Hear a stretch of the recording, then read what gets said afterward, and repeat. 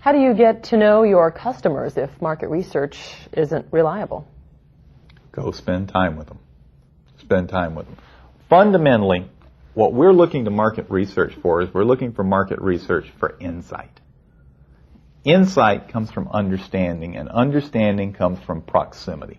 A few years ago, I was in an ad agency, and I was talking to a woman who is an account planner for an agency that focuses on Spanish language work down in Texas.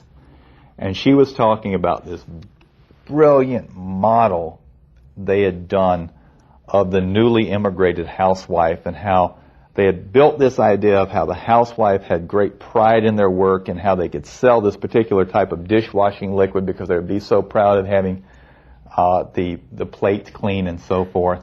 And they had been through the focus group and it all worked, and they put out the product and it failed. The campaign sunk without a trace. Disappeared.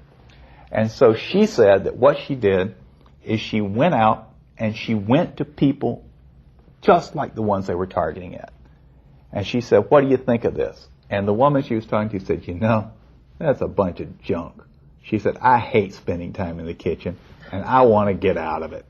I want something that works fast. If my husband doesn't like it, tough." So they had a very logical and reasonable point of view from the market research, but it didn't match what you actually saw. The best way to do it is to go spend time with consumers and watch them. EMC, the data storage people, used to give all the data center managers the CEO's phone number. So the CEO, if the data center went down, if they needed to, they could call him at 2 in the morning. And it was painful, but that's when they found they really learned about consumers.